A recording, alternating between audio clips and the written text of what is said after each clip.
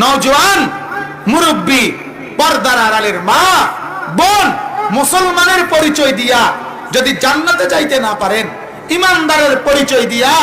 বাড়ির পরিচয় দিয়েন না, দালানের পরিচয় দিয়েন না, ফুট বিদেশের গপ মাইরেন না,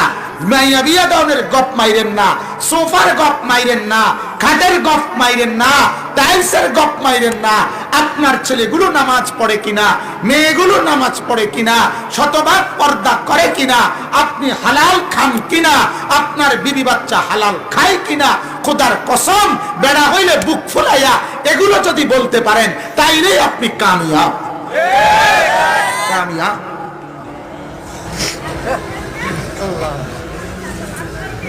সেদিন আমি বলছিলাম আমার ভাবির জানাজার সামনে,